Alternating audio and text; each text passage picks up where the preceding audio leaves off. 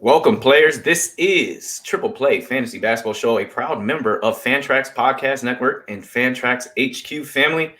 I'm your host, Coach Lewis, filling in for our voice, Doc Mendelson, who's taking a week off.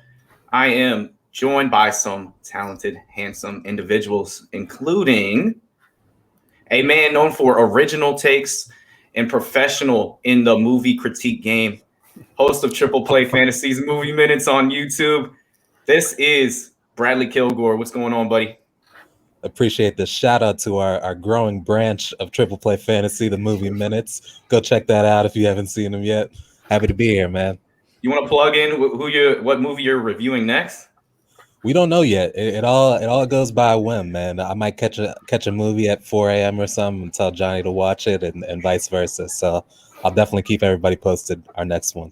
Absolutely, and we're trying to hear from the people. We are the voice of the people, so let us know what movie you want us to critique. It is really entertaining and really good, and Brad does a really good job, as well as Johnny Foosball. Thank you. Also, my partner and co-host of Coach's Corner on our Triple Play Fantasy YouTube channel, ready to school us because he's a history teacher and varsity head coach of Los Banos High School in California, Mr. Coleman. Coach Coleman, how you doing? I'm doing good, man. It's the March Madness. We finally get to watch it, and so I'm excited. And, this is the first March Madness I got to watch first 2 days the last 2 years. So I'm excited and just hanging out and talking to you guys. I heard you had to bundle up. It got 55 degrees over there. Yeah, I don't know what the hell is going on in California. This is not the weather that I am used to, okay? 65 and breezy. That's what I like, not 55. As soon as it got 55, I had to put on a jacket.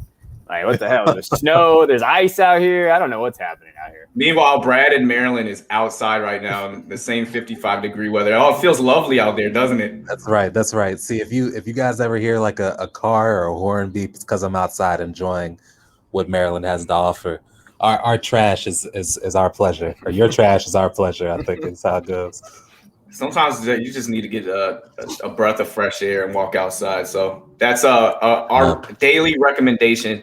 Take your phone with you. Watch the college basketball March Madness and take a walk today. It's a good idea, man. Connect yourself to nature. Life is good.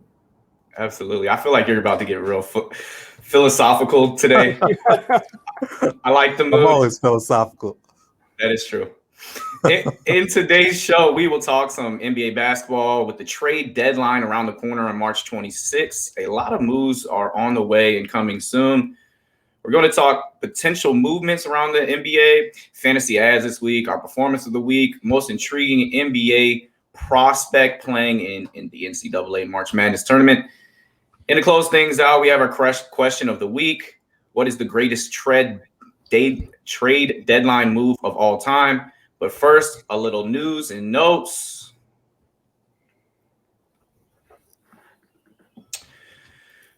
News and notes. First, I sadly want to send our thoughts and prayers out to Shawn Bradley and his family as he had a car accident that has left him paralyzed.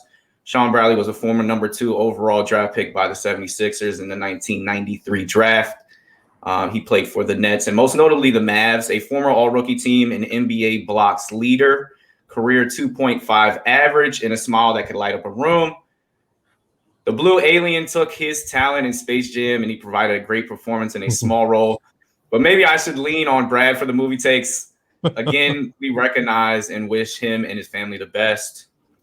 Just a really great guy. And we're going to move on to the biggest trade of the week. Trade deadline has started off with a move to a contending team, and that is PJ Tucker finally moving on from the Houston Rockets to Milwaukee Bucks for DJ Wilson, DJ Augustine. The Rockets swap a second-round pick for the Bucks first. Thoughts, Brad? Yeah, I thought the trade was very interesting. So, to me, I look at the Milwaukee team, and I don't think that defense is the first place I would have gone. I would have looked at shooting, but you look at their defensive rating for so far for the league, and they're actually 26th in the league in defensive rating. That's horrendous. So, I think about the playoffs, and I think about Giannis's deficiencies last year, and then it was shooting. The team needed shooting last year. So that was immediately where my mind went. And PJ Tucker doesn't really provide that, but looking at their statistics this year, they're probably better shooting this year and worse defensively. So I think it was the right move if you're being, analytical about it. And I think he's going to provide a lot of toughness and versatility for the guys that they have, since he can guard really all 5 positions. So I like the trade, and they didn't really have to give up much. DJ Augustin, he's a great player. He can, he's one of those guys that's going to be in the league as long as he wants to, because he's just got an IQ for the game and he's still in shape and could do everything he once could do. So he's always going to have that backup role locked down for anybody that needs it. So he's a great piece to have, but they don't need him. The other guy, he wasn't really playing, and they're not going to need that first rounder. So, I like the move for them, and I'm happy for PJ Tucker. Yeah, that other guy, DJ Wilson. He's a leaper, but he doesn't really play. Yeah, he doesn't really play, in a former first-round pick, and he hasn't really found his footing in the NBA stage. Which is great for him, because he can go somewhere where he might get some minutes. Yeah, sure. Yeah, no, I when I first saw this go down, I was actually looking at it from the Sixers. Why didn't the Sixers go after him? If that's all it costs to get someone like that, because he's an upgrade over our boy Mike Scott. That Mike Scott's one of those guys I'm like, hey, he's still in the league. But I think PJ is an upgrade in that spot. It gives him shooting, gives him a veteran presence, and so for me, I was like, why didn't the Sixers go after him? As far as the Bucks go, they got a weird roster build. I don't know, when I look at their roster, that's going to be a weird team to play in the playoffs. I don't know necessarily, with Portis there, and then they got PJ now. They got all those kind of bigs, Brook and those guys. I'm just a little nervous about how they're constructing their roster. I don't mind it. I mean, they really didn't give up anything, so I guess it's whatever. But I'm more confused of why the Sixers didn't go after him, because I think they need that extra guy. The Sixers are actually, I believe, they're second in the league right now in defense. So if I'm them, if I'm Daryl Morey, who I know he's a big statistics guy, I think he's look, if we have to address a need, it's probably not on our defensive side right now. Mm-hmm. I personally, I really like this move for the Bucks. It gives you 4 guys that can really finish games, and part of the reasons why they've kind of seen a downtick with their defensive efficiency is they're trying new things daily. They haven't switched in the past. They're trying to get to being able to switch in the playoffs and adjust to that playing style. And who better than to switch than PJ Tucker? He is the master of that. He's tough. He's great at the corner 3, although he hasn't played well this season. He hasn't been invested this entire year. Yeah. He knew he was on the way out. He wants to play for a winner. He's about winning. He's about sacrifice. He's tough. I think that this also opens the door on Giannis finishing at the 5. Brook Lopez has seen a decline. He's not hitting his jumper the same way, and that poses an opening. And if you go PJ and then you got Giannis at the 5, I got Middleton. I'm closing out with Holiday. At least I got 2 more people that can close the game. That's 2 more than last year that I can rely on. And hopefully, maybe White Dante's playing well. Maybe Pat Connaughton's playing well that day. Maybe it's Portis. But I think that this helps their chances and gives them a chance to contend in the East. And also it matches up well with Brooklyn and Durant and all those guys. Brad? I got a comment and a question. My comment is that Bobby Portis, man, he's getting real minutes and he looks good. This is the Bobby Portis I was always expecting his whole career. He's been playing really well in his role there. And then 2, who's got a better shoe game, PJ Tucker or Coach Lewis? I can't compete with Tucker. I got 100 pairs of shoes and 60 LeBrons. I can't fuck with PJ Tucker. He is just insane. He switches at halftime. It's crazy. Yeah, his shoe game. He's got the best shoe game in the league by far. But I saw him in a commercial for something. I don't know what it was. Some shoes. I think it was like a shoe delivery service or something. Yeah. I don't remember. Yeah, get it how you can. I know Kuzma does the Stock X, so he has access to wear Jordan. It's a pretty smart move actually, because you can wear all the different brands in one. About Portis, he's productive on the floor. I still don't trust him down the stretch just because he shoots the bad shot. He'll shoot that long range 2 for no reason. He'll match up and just go ISO ball, and I don't know. I can't trust him down the stretch, but I like his production in that second and third quarter though. Trust is a fickle thing, man. If a guy's playing well for you, you gotta let him roll. But I agree, like he's hard to trust because you know his history. But if he's playing like he's playing this regular season and he plays like that in the playoffs, he's going to be hard to keep on the bench, you know? Yeah. Yes. And so we'll move on from one, I guess, like our biggest trade move to another smaller but still interesting, and that is Trevor Ariza from Oklahoma City exile. He hadn't played since before the bubble. He opted out of the bubble to begin with, which was actually a huge blow for the Trailblazers. He got sent to Miami Heat for Myers Leonard, and we know what's been going on with him recently, and that's probably definitely a culture switch move and a second-round pick.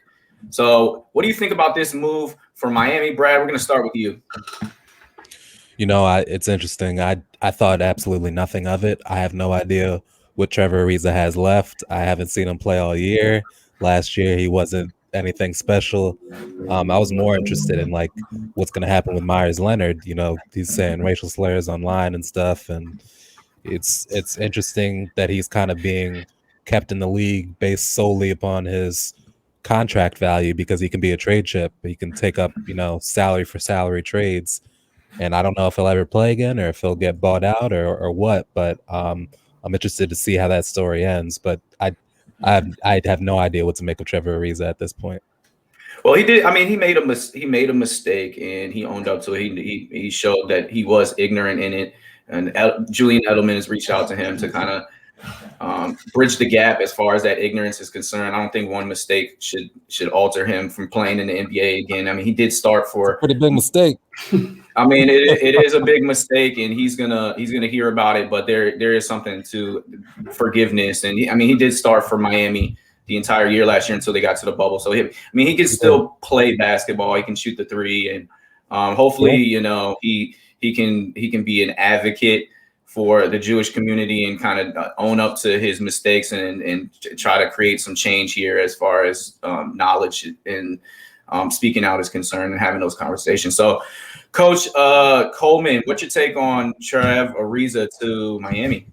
Yeah, when I saw this, I put in my notes, I got no opinions here because I don't know what Ariza is. Ariza is really not that. I loved Ariza back in the day. He played for the Lakers, the Rockets, those guys. Like I loved watching him play. But right now, they're really kind of their roster's pretty jammed at that position. I guess he could be a nice veteran presence. They don't really need a veteran presence though. So as far as that goes, as far as Myers Leonard, I hope he doesn't play again. He's an idiot. I know that he said he was sorry, but he should. Did he really though? He was like, I didn't even know what it meant. Yeah, that's not really a word that you don't know what it means. It was a lukewarm apology. I will agree on that point. But come on, Myers has averaged 6 points last year. He shouldn't be in the league just because he's not good. I don't think he's very good. I don't know. He's got skill. He's a dude that can shoot. Whatever, he's trash. So when I look at that, whatever. I think they said he's going to get bought out, and so maybe we'll see. I don't know if he'll play again, and that's on him. But as far as Ariza goes, I don't know. I liked him 10 years ago, but now it's I don't know what else he's going to bring to that team. All right, so I guess I got to be a different opinion on this because I think Ariza still can burn a little bit. Last year, he did play well for Portland before not entering the bubble and opting out. I don't have his numbers exactly, but I know he was playing good ball. How many games did he play? 40 games before that. Really? Yeah. Like I said, I don't have the numbers in front of me, but he was a plug and he started a lot of games for Portland. He played 21. Basketball reference. He played 21 games and he started 21. He averaged 11 points and 4 rebounds. How many minutes? Where's the minutes played? 33. Wow. Okay. And he was. I'm not giving him his due. He's a solid guard for 3-4, guarding threes and fours. He's switchable. He can still hit the three. He has that championship pedigree starting on the Lakers. To me, it seems like a typical Miami move. Another good veteran guy that can guard like Iguodala that brings in will give you some productive minutes, and you can trust him in the playoffs. I think Coach brought up a great point though. They have a bunch of dudes that already do that. They have Iguodala. They have Mo Harkless. What else? They might still have Avery Bradley. I don't even know. Mo Harkless has been bad this year, though, and you can only play Iguodala so many minutes and be productive. Well, how many minutes do you think Trevor Ariza is going to play? Well, all you need, all I'm saying is you can't never have too many guys that can guard the 3 and 4 and plug in. I don't think that that's a position in today's NBA. You can't have too many of those guys. And Iguodala's versatile. You can put him at the 1. You can put him at the 2, the 3, the 4. So I think with that versatility, same thing with Jimmy. And you could play all 3 of those guys at the same time. They play the same position. You can play them all. I just wouldn't want to. I feel like it's a good point, and I'm sure he's gonna eat my words. He's gonna go over there and ball out and average like 3 steals a game and great defensive rating. But I just don't know what to make of it initially until I see him play. All right, he's a guy that I can 11th trust. Team. Yeah. How crazy is that? That dude's a mercenary. He's making his way around. Let's hope he's not buying a home in each of these cities that he's staying in. All right, and we are Triple Play Fantasy, and we want to talk a little bit about our fantasy ads this week. So fantasy ads coming up. Who are some of the top available players that you're seeing right now? And we're going to start with Coach Coleman on this one. Yeah, I was looking at this. I went with Jordan Poole from the Warriors. I think that, in deep leagues, he's probably a bit available. He's only 11% rostered. He's gotten a little bit more play because they've had injuries there in Golden State. And you've seen that, hey, he's done all right. He had 25 points against Memphis, 23 against Houston. I know the usage is a little bit better, so he's doing good there. So I would try to maybe get Jordan Poole if he's in some leagues, and you've seen him battle. So if he hasn't got picked up yet, and 11% roster just came up yesterday, so some guys still have him out there. So he's not a bad plug and play right now. And to add on to Jordan Poole, he has played 6 games since getting called up for the G League. He's averaging 19 points a game, 3 threes a game, and shooting 55% from the field. So he's playing like 30 minutes a game, and he's been a great addition coming back to the Warriors after spending some time in the G League and these G League call-ups that are kind of making some impacts on certain teams. Yeah. Brad, who's your guy this week?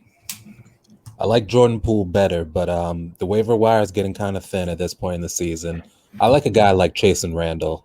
He's on the Magic. He plays point guard. He's getting like 25 to 30 minutes a game now with MCW being out and what's his name on Orlando being out. I'm going to cut this out. I'm forgetting his name. Markelle Fultz. Thank you. Markelle Fultz. And Cole Anthony. And Cole Anthony. That's the name I was forgetting. So he's the guy that can get you 10 points, 3 rebounds, 3 to 5 assists, and that's nothing to call home about. But if you're getting him off the waiver wire and you need somebody to plug in, get you some extra points in the categories league, or just kind of fill out extra stats on a Sunday and you're trying to win by a thread, I think he's a great guy to have. My guy this week is a team that I keep going back to because they've had so much different roster turnover and different people that play a lot of minutes at certain times and not others, and that is Saddiq Bey, rookie from Villanova, playing for the Pistons, of course. He's playing heavy minutes. He's had over 20 in the past 2 games, including a 28, 12 rebounds, 6 threes. He's had 2 steals in both of those contests. Last week's numbers of 16 points, last 2 weeks. So that's a good sample size. 16 points. He does produce rebounds, 6 rebounds, a steal, and 3 3-pointers made a game. So I think that's a solid pick for the Pistons and a good 3-and-D candidate. He was kind of a safe looks like a pro, man. Yeah, he does. He has the look of a pro. Yeah, for sure. I think he's going to be playing a long time, especially the way he can shoot the ball and defend. That's a great pick. All right, so that's our fantasy recommendations for this week. If you like what you hear so far, make sure you never miss a show like Sacramento missed out on Luka Doncic by clicking the subscribe button. Whenever you get your podcast, we got something for everyone. We have a fantasy baseball and football show that you can also check out, available anywhere you get your podcast. We also have been making moves on our YouTube channel, as mentioned before, with Brad and Johnny Foosball talking movie minutes, and Kevin, myself, doing Coaching's Corner, breaking down future NBA prospects, amongst other things. If you're enjoying the content, how about dishing out an assist like LaMelo on the fast break and give us a 5-star rating and review? It's much appreciated. Check us out on Twitter and IG at Trip Play Fantasy. Eric and Brad run our social media and provide daily questions, weekly episode drops, as well as spot interviews. We want to keep you entertained, so let us know what you think. Thanks again to everyone that has tuned in.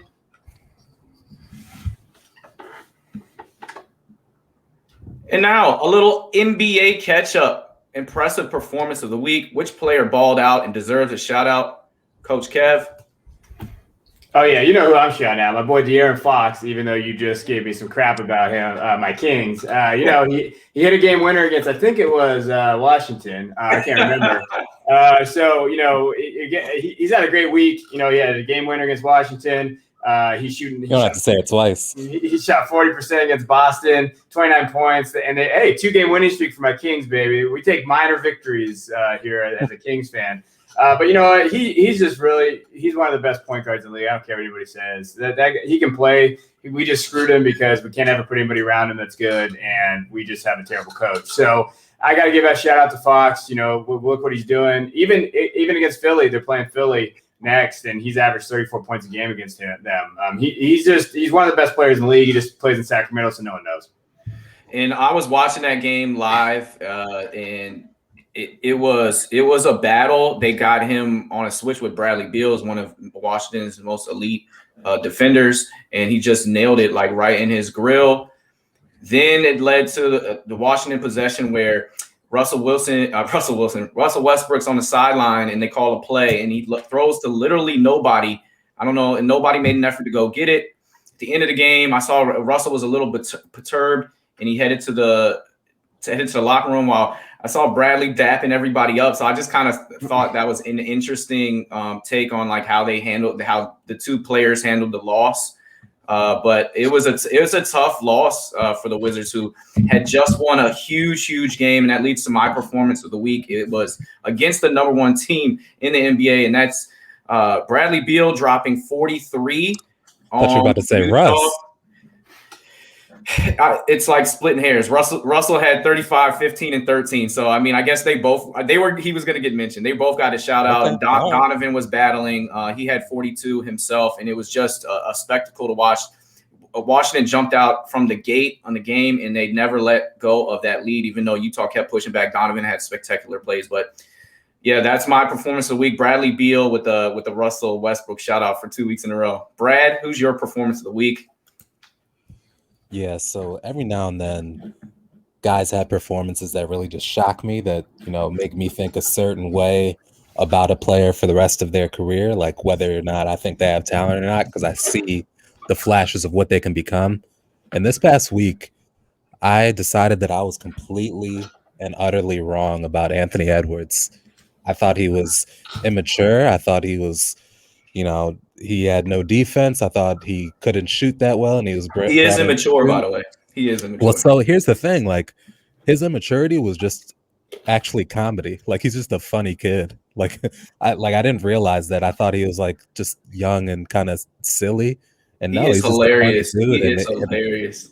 And he's a great teammate. The guys love having him around, and I haven't heard anything negative about him as a person. So I'm gonna chalk that immaturity up to just him being a funny guy. And he had incredible performances against really great teams this past week. He beat the Suns, or I guess he lost to the Suns, but he had a 40-point performance against, and he was, he's playing defense, and he was shooting well. I really saw a number one pick, man. I hadn't seen that really all year. I saw an athletic guy, but this past week I realized what he could actually be, and he could be a number one option on that team. So I got to give it to Anthony Edwards. I was completely wrong about him. I'm excited about the future of Minnesota, whether Cat's there or not, because I think they're really building something there now. I would say on him, he is like spectacular, and he has no conscience. He's shooting the ball. He shot the ball over 30 times to get to that 40. Can you imagine having that kind of confidence as like a 19-year-old? He doesn't care. He's just going up. I know. That's what Kobe used to do. That is true. That's true. I still don't think he plays a winning brand of basketball. Minnesota's bad, and Rubio's kind of mentioned that. Yeah, but I still think they really missed out. I think the T-Wolves missed out because LaMelo does play winning basketball, and he does by far the better prospect. Absolutely, and you and I both agreed on that. We both thought LaMelo was the best coming out, and I still agree that LaMelo is the best coming out, and he's having the best season. But I thought Anthony Edwards was going to be a bust, and he is not that. He looks really good, and he looks like he's got a lot of potential. I compared him to Andrew Wiggins, and it's funny because Wiggins had 40 last night as well, and drafted played his ball in Minnesota, and I can't help but to not notice that. Like, they're both really good at basketball, but not good basketball players, meaning they're not winners. It's like comparing Trae Young to Luka Doncic. Like, they're both good, so you don't need to do that. Like, it's going to be that same thing for me. It's like, whether you have Trae Young or Luka Doncic, you're happy with what you have. It has been impressive filling up the ball, so he should get a shout out. Kev, do you got an opinion on Anthony Edwards before we move on? He's going to look great playing next to Jalen Green next year. I can't wait for that. But what I will say, I think he has improved. It's hard to judge immaturity with these kids. I think the quote, like how he said, I don't even like basketball. I think that hurt him a little bit coming out of the draft process and stuff. Apparently not. He went number one. But I'm just saying in terms of like his reputation, like they hear that and it's like, well, I thought you gotta love basketball. That's how it goes. And I think older people like us, and definitely me, like we hear that and we get this kind of mindset. But these kids are so different. I coach these kids. The way they look at basketball is way different than maybe the old school guys look at basketball. And it's okay. It's just different. So like you have to adjust your belief. But I think he's good. I just think that team's really bad. So they're going to have to figure out how they're going to fit. They got to play defense at some point on that damn team. So they're going to have to figure out how to do one of those things. But I like him. We'll see what he does. I was a LaMelo guy too. So I like LaMelo. LaMelo I thought always was going to be the best player of that class. So I think that it'll be interesting to see what those two do. Absolutely. So we're going to move on. It is March Madness. We are here. The games have started. What NBA prospect are you watching closest in this NCAA tournament? Might be the top player, Kate Cunningham, or someone you just really like on your board. Kevin, who you watching in this NCAA tournament? Yeah, I'm going Moses Moody from Arkansas. We already kind of talked about him on Coach's Corner, but he's a guy that I really like, and he's 6'6", 205. Against LSU in the men's basketball championship, he dropped 28 and 9 rebounds. And then last night he played. He didn't have a great game, but they didn't really need him to. They played Colgate. So I'm interested to see how far he can get Arkansas into the tournament. And I think if he can get them to that Sweet 16, Elite 8, I think he can help his draft stock. We talk about that all the time. Like, how is he going to help his draft stock? And I think he could. He's smooth. He's got the wingspan. He can score, and I think that he's just someone that I really like. So I'm watching Arkansas. I've always kind of liked Arkansas too, and Duke's out of it, so I got to like somebody. So that's my team this tournament is Arkansas, and I want to see how far he can push them. Yeah, and a hometown kid going to Arkansas when he could have gone anywhere in the country, and to get that team to the number 3 seed, and they really could make some moves here in this NCAA tournament. So I love that pick. Brad, who you got? Who you watching? So I picked a guy that he's rated as a second-round pick, and he could go undrafted. And it's my opinion that if he was black, he'd be a first-round pick, but he's not. It's not his fault. So he's 6'6", he's 205. He shoots lights out. When I see him, I just see Klay Thompson. It's really fascinating, except he plays no defense. His name is Buddy Boeheim. He's on Syracuse. He's the coach's son. He has a very, very slow first step. He's got no moves, but it doesn't matter because wherever he goes, if you're right up in his face, he can still hit the jumper. He is so pure. It's out of control. He shoots 90 from the line. He's shooting 40% from 3 this year. I don't know why he's not getting respect. The dude has just an amazing offensive game. I'd love to see you guys break down his film on the next Coach's Corner. He's a guy that he plays no defense, but he's on Syracuse. They play zone. That's just what's going to happen. He's not going to play defense. And I don't think that should be taken against him because he's so great offensively that it's almost shocking to me that he's not getting attention. I look at a guy like Denny Avdija, who was a lottery pick for the Wizards, and they're like the same player, except Buddy Boeheim can shoot better. So to me, he's on my radar. I love the guy, and I'm interested to see where he goes. Yeah, I might be wrong about Denny. I thought he was going to be good, and he's not looking too swell to start his NBA career. But he's still a rookie, and he's still figuring out this NBA game. But that's funny that you mentioned him, and he really benefited about having a court at his home during the quarantine. from what I've heard, that he just kept lighting it up every day. He's playing his brother one-on-one in those battle-tested moments when some like college students don't really have access to it, like to hoops like that.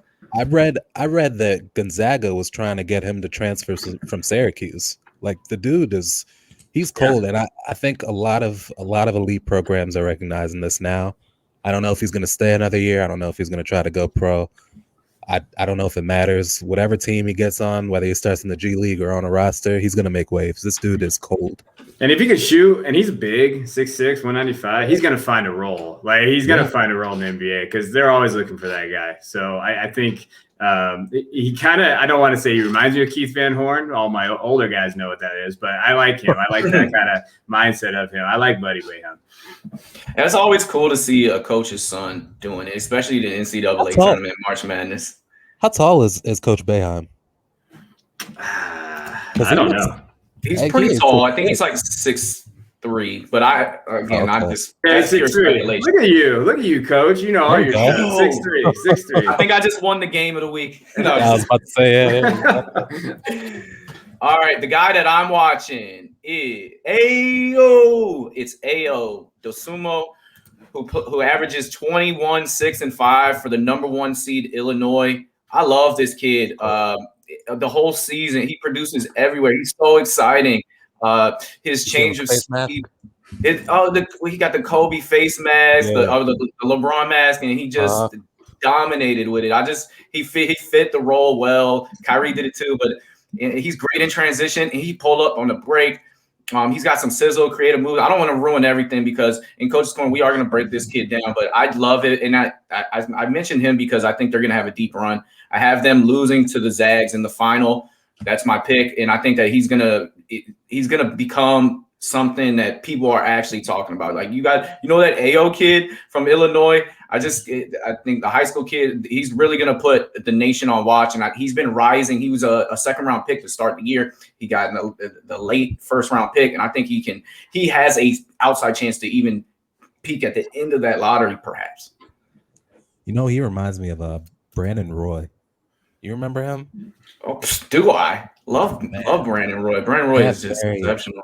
They have like very similar explosiveness. Brandon Roy had a better shot, but I think that'll come. But their games are very similar to me. Like they're both pass first and they're both explosive. It's interesting to see. They're both creative too, and they both rebound well. And he puts defenders on his hip and kind of just methodically changes the speed like Brandon did. I think Brandon was just so polished all around, like his mid range and all of that. I don't see he's that good, but I definitely he's not there yet. But I see it happening. I can kind of see that comparison though. I actually like that. All right.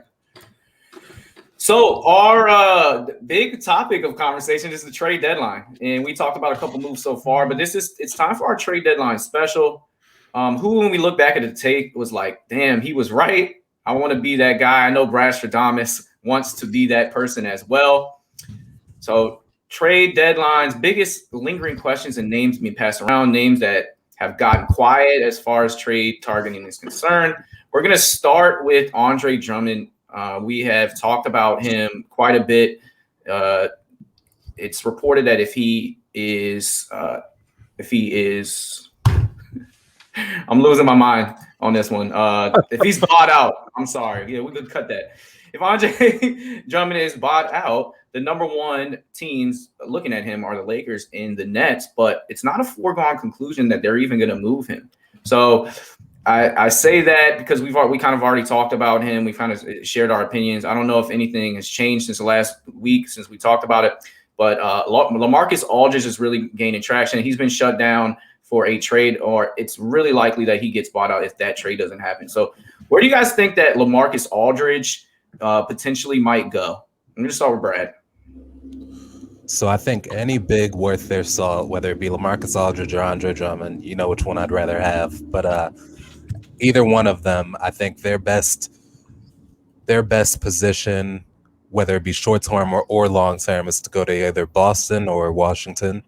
Both teams would be in a position to absorb whatever cap hit that they are, or extend them, or in the future if they want a long-term thing, because they both need a big and they're both maybe a big away from actually contending. So I I prefer to have them in Boston or Washington, but you know, if it's going to be the rich get richer situation, I think the Lakers or Nets are kind of clear buyout path destinations for both of them. Yeah, and I think he might not even be option one. So I think that the Lakers are definitely looking at who else could come, whether it's Whiteside, whether it's Drummond, because Drummond clearly is number one. But if they have to settle LaMarcus Aldridge former All-Star, they might take a gamble on that. Coach Coleman, where do you see LA going? Yeah, well, real quick, sorry. I think that a sleeper team for Drummond is the Hornets. So I think they're sixth. They're in the East. They want to make a splash. Michael Jordan hasn't been in the playoffs since probably the Bulls days. So, and he's not doing great there. I think they could make a splash. They have the cap space. So if they're trading for him, if it's a buyout, probably not. But if they're trading for him, they have that cap space. They need help because Cody Zeller and Bismack Biyombo, they're only as good as you heard who I just said. So they're not getting anything from those guys. They really need to certify that position. How's Vernon Carey been in the G League? He played well in the G League. He's not getting minutes since getting called up. That's the thing. I thought they were like they had him in the G League. They wanted him to cook up a little bit, and then they were going to bring him in and give him minutes. I don't know why he's not playing. He played well. I mean, he was a double guy. I watched him played against the Wizards G League team, the Bayhawks, and he was impressive. And he looks the part. He's a bruiser. So yeah, that's a good pick, Coach. Yeah, I mean, I think that he fits. Vernon Carey had 6 points and 16 points. He averaged about 16 points and 9 rebounds. So he played well in the G League. As a Vernon Carey guy, I like Vernon Carey. But this is a guy that you could step in. I think that if Drummond was in there, I think it would help, and they would get him into the playoffs, which I think the Hornets want to do. And you have that. As far as LaMarcus, extend him too. He's young. He's 27. Yeah, and that's a guy. And who wants to go to Charlotte? No, well, that's funny because it's funny you say Charlotte because that's where I have Aldridge. I had Aldridge in 2 destinations, and one of them was New Orleans Hornets because he can come in and be productive there. Zellers and Biyombo, they're not giving you anything offensively at all, and you could come in and plug him in at that 5 position. I think he'll seamlessly fit well. We got LaMelo will find him. We got an unselfish team and exciting. I think that he could give them production that. I mean, they're obviously looking at the playoffs. I think they're 60 right now. So yeah. That was one of my destinations for Aldridge. My other destination was the Suns. I think that they have a hole too as backup big that he could come in and be productive and playing with Chris Paul and on a playoff team, a contender, so to speak.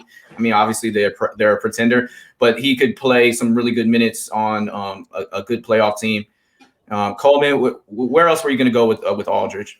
I think the most logical sense for me is Boston. If they can get rid of maybe any of their guys they got there, Robert Williams, someone maybe traded a draft pick.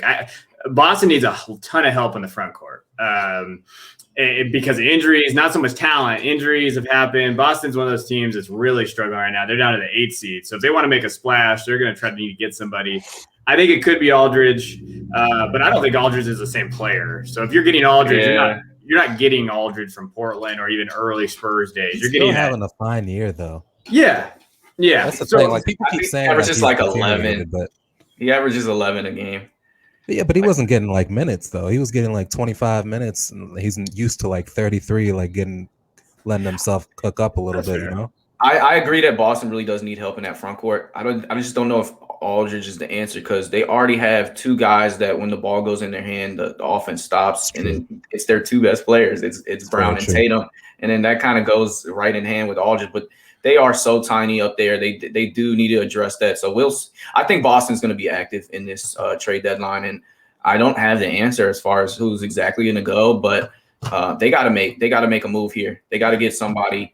If they want to try to go back to the Eastern Conference Finals, which they've been accustomed to doing 2 times in the last 3 seasons. I think the biggest name, we're going to transition, the biggest name being tossed around that now it's more likely that he might stay, but that's Kyle Lowry. And he could really push a contending team over the edge as he has championship pedigree. He's a great leader. He's a great all-around player. He's a point guard, but he can play off the ball as well. He's one of the toughest players that we have in this league. He'll go out and get you a charge, steals, and just a great veteran presence to have on your team with experience. So Kyle Lowry, you guys have any destinations or thoughts on where, if Toronto decides to move, because Masai Ujiri, he's always in the motion, and like he makes the best team for a play for his team. Go ahead, Brad. I got a perfect spot for him to finish his career. The Miami Heat. They need a championship point guard, so it's not always on Jimmy Butler to be Superman, because he can do so many things at an A level that if you can take those point guard responsibilities away from him and let him do all the other stuff that he does at an A level, that can really what's that going to cost you? Because that's the thing. Tyler, you got to give Hero, up. Duncan Sure, Robinson? I'd do it. I'd do it in a heartbeat. I'd give up Hero. I'd give up Dragic. I'd give up Robinson, and I'd just let Lowry and Butler and the rest of that team sizzle, because I just think that they're really like a championship point guard away from being a championship team. Like, you look at last year, they took the Lakers to 6, and Dragic was what, 50%? Mhm. Like, I really think they could use a Lowry, and Lowry himself, like, his biggest thing holding him back was like diet. Like, he's always been a bigger guy, a burlier guy, and he lost a bunch of weight last year, and it really served him, or the championship year, and it really served him well. It looks like he's put a little bit of it back on, but you know how they're always doing that Miami culture thing over there, and they've all got they're only allowed to eat certain things, and I think that would really serve Lowry well to, make his career even longer. So I could see him, retiring as a Heat member, and I just think that would be an incredible team. And that was the second team on my list. But the first team, let's see if Coach Coleman gets it. Where's your destination for Lowry?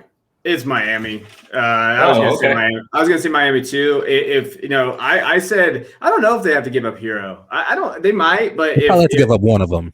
Yeah, it's Masai, right? Like, he's going to want to get one of those, great shooters. He's going to want to give somebody back. I wouldn't mind giving him Robinson, though. He can have him. I think if you get Lowry there, they have the salary that matches. They can throw in Kelly Olynyk and then somebody. And then, Pat Riley doesn't give a crap about first-round picks. So he'll throw in a first if he has to, like a 2024. Yeah. I think that's a perfect fit for him with him, Bam, and Jimmy. And they got to do something because their team construction right now is not getting past the Nets. I don't know if anybody's getting past the Nets, but they got to do it. I just said, sorry to interrupt you, Coach. No, I just say that Duncan Robinson's the one that plays defense of him and Hero. So I might lean on keeping Robinson. He plays very well with Bam. Yeah, well. He does. But Tyler has the higher ceiling. He did drop 37 in the Eastern Conference Finals. And if I'm Toronto, I would take a really hard look at that, especially with the contract negotiations coming up. You still got Hero on that rookie deal. Robinson's not getting paid too much. I know he's got to get paid down the line.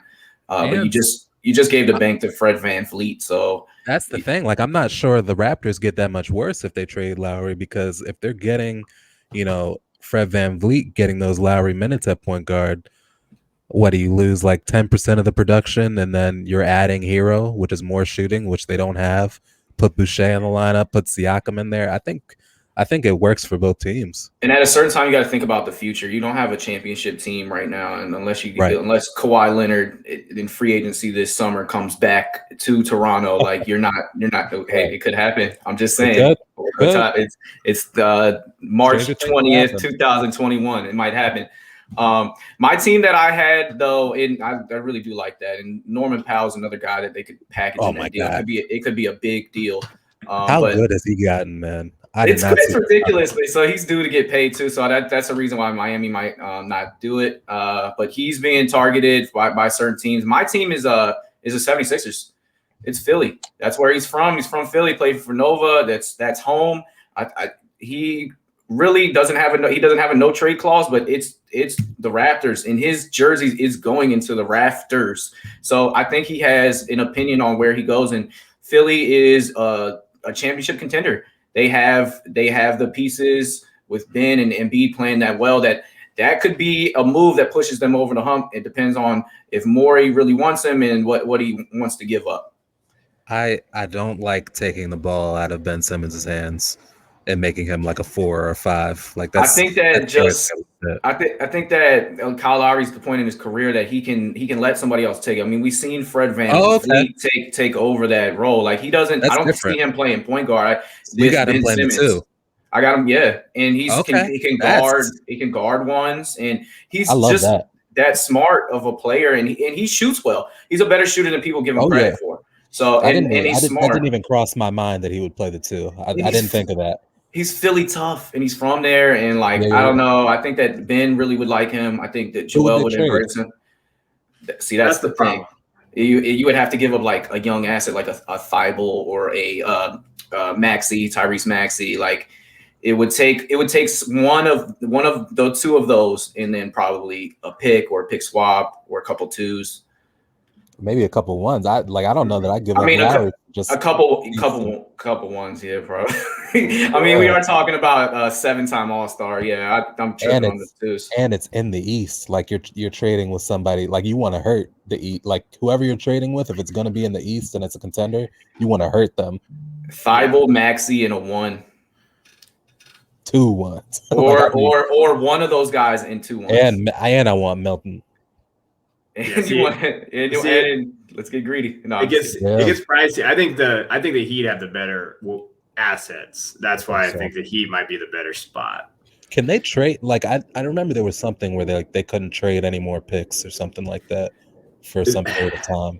They can't. I think that's why they can only trade their 2024 first right now. I think that's as far out as they could trade. They're like 8 teams in that boat too, so it makes the trade market harder to do. Like the Lakers, the Rocket. There's a lot of teams in that same boat, so it limits who can make moves. The Knicks have a bunch of money and haven't sent any picks. They could actually. There's somebody to watch. I know I didn't put this in the script, guys, but we got to talk about it.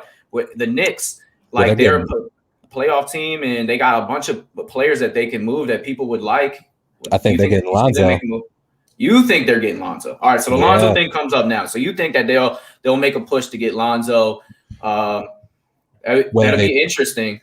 Whether they trade for him or they sit it out and wait for him to become a free agent. Like I think Lonzo Ball is going to become a big money New York Knick, and I think he's great for them because he'll play defense, he'll distribute the ball. Like he's what they wanted Frank Ntilikina to be, and I just think he can do that at a higher level. He's huge, and I don't know how great of a fit with Barrett it is, just because their shooting goes up and down, but that could possibly be dynamic, and he could run the break. Tibbs could turn him into a really elite defender. He's already a good defender. It could be but he can go from really good to elite in that system. They could do something like sign Jello to G League roster or something. Like they could easily get him. Interesting. And eventually all the Ball brothers are going to want to play together. So if you get Lonzo on the team, if you get Lonzo on the team, and then LaMelo's rookie deal comes up. Listen, I see New York is a brand, right? So they want to build a winning brand, and I think Thibodeau's done a great job of making them a winner. They're top 5 team defensively, which I would have never guessed. So, I think that's a perfect spot for Lonzo because he's not going to have the pressure to score. He can just do all the things he does best and be kind of an auxiliary piece. It would be an interesting thing because we've all heard the reports that the Clippers are targeting him. They've made it public that they want him. They made it public that they want a point guard. I really like Lonzo's fit with a lot of teams in the NBA because of his versatility, man. And I think he's a good fit in New Orleans. I think that I don't know why they're so set on moving him. They know he's going to lose him for nothing. Season, but Can we talk about how Stan Van Gundy's not a good coach? Because he gets a lot of credit for being a good coach. And he is one of the worst coaches. He's a retread NBA guy who he doesn't fit guys where they need to be. He forces them to be what he wants to be. It doesn't take. That's what makes him bad too, because he doesn't have terrible schematic things. He's one of the smartest NBA minds.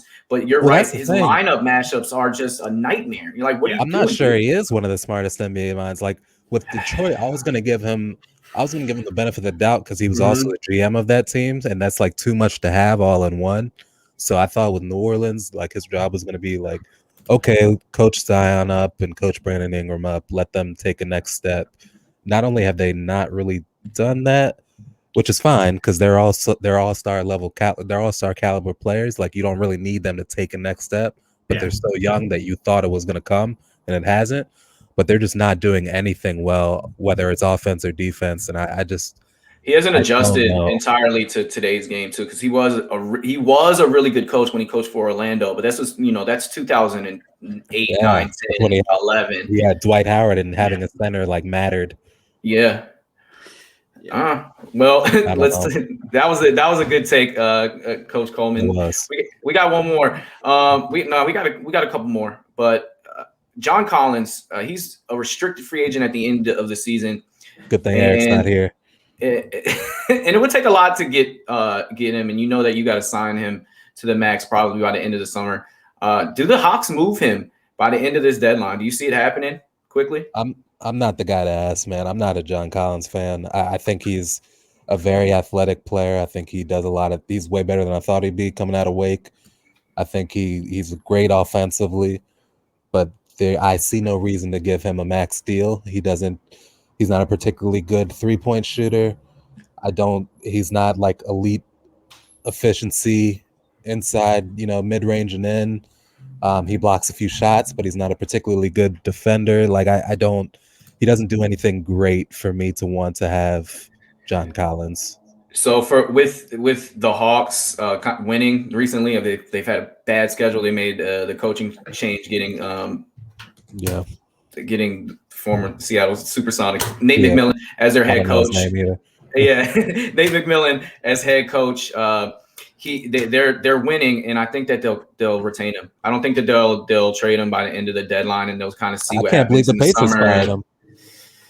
Yeah, well, they needed something different. They weren't going anywhere with that team, and it was a little bit of a surprise, but at the same time, they needed to change their offense up.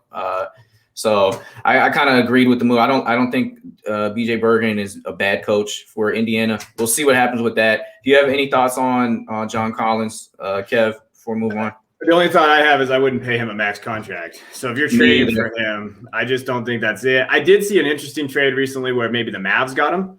Okay. And I thought based on salary, maybe it might be a good fit, him and Luka there. And then certainly like him better than Maxi Kleber.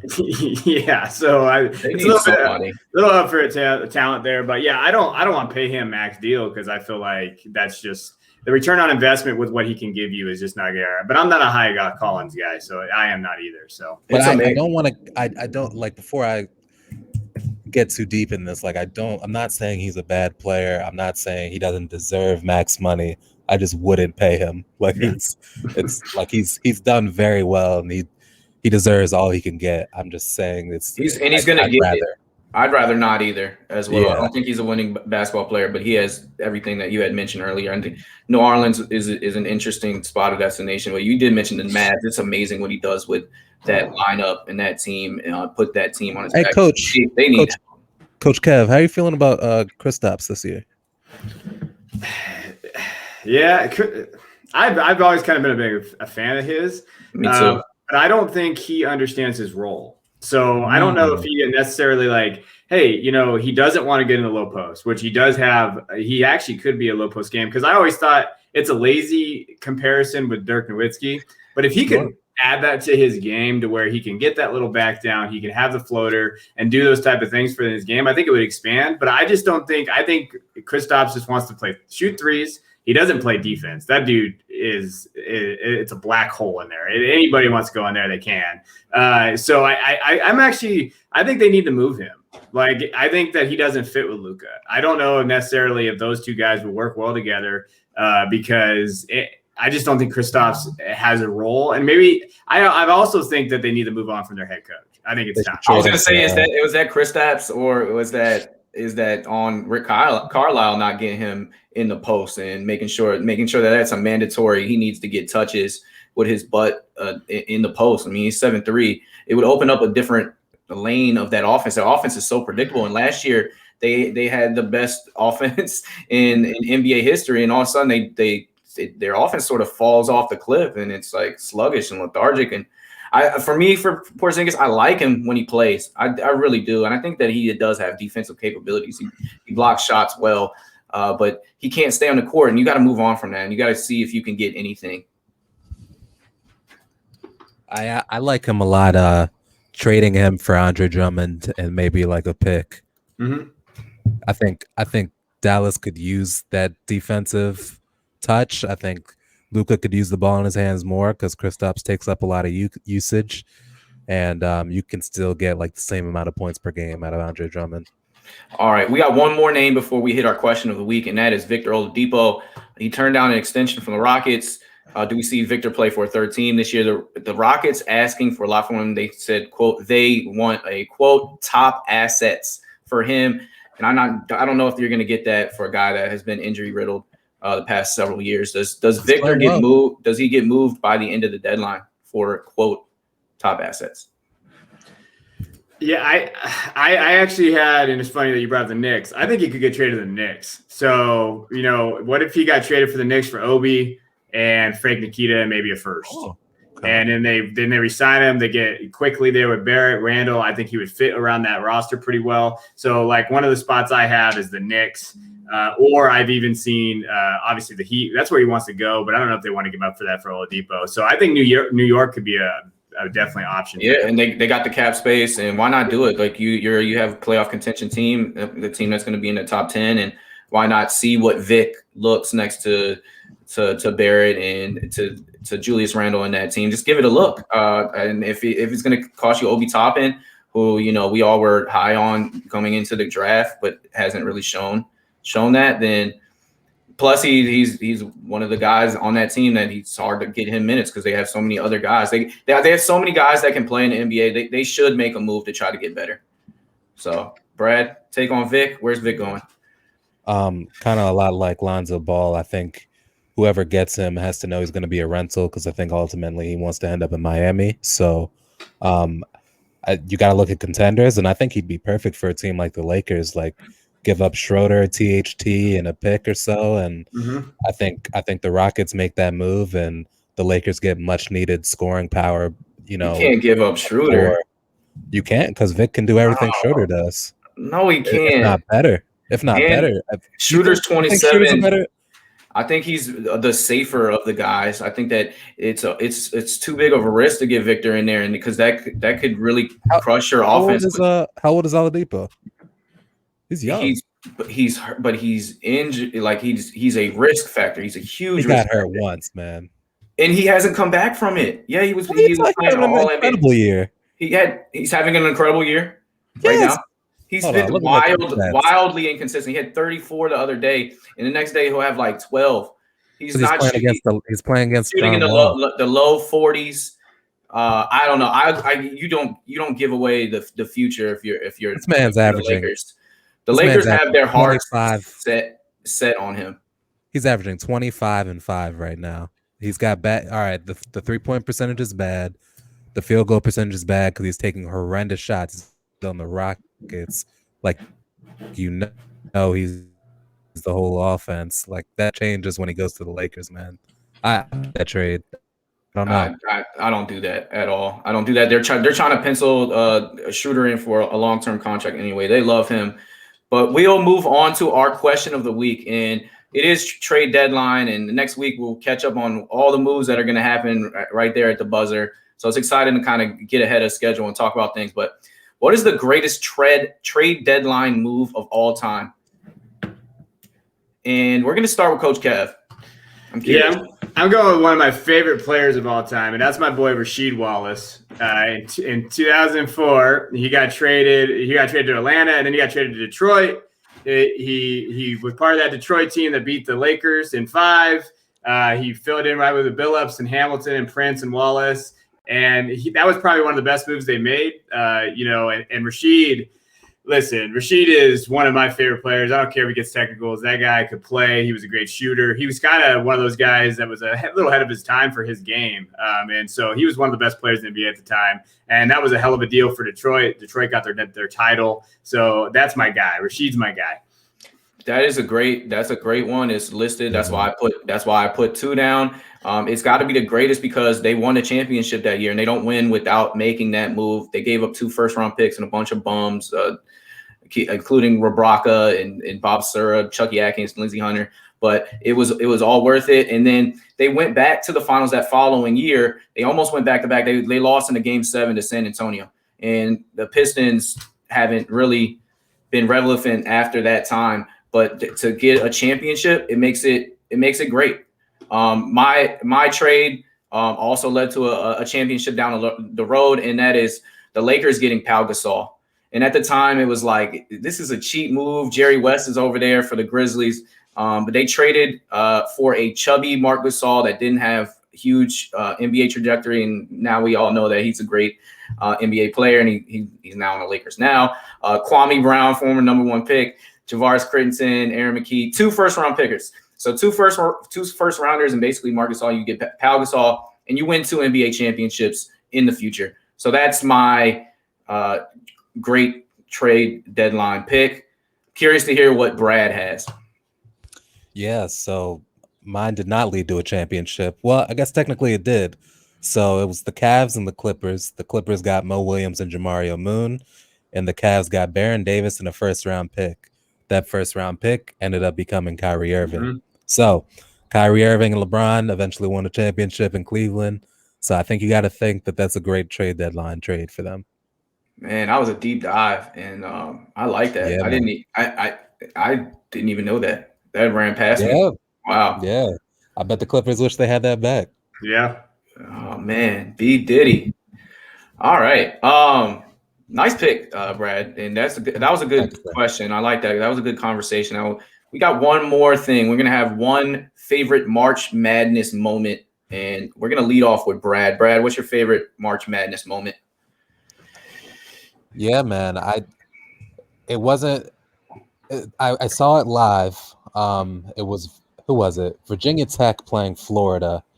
I don't remember the kid's name, but Virginia Tech had been leading all game, and they coughed it up at the end, and they were down 3, and the kid on Virginia Tech hit a buzzer beater to send it to overtime, and they eventually lost, but you could just see like the confidence of a young kid just go up. He just decided he was the man in that moment, and that's always beautiful to see, just kids' confidence just rise. And I don't know if he's headed to the NBA or if he's going to play pro ball, but he's going to take that moment with him forever. And I think that's the beauty of March Madness. Oh, so he went with something that just happened yesterday. Now, how many overtime games were there? It was like, I thought that was the question. Like favorite March Madness moment. It was kind of like an all time thing, or at least that's what I took it as.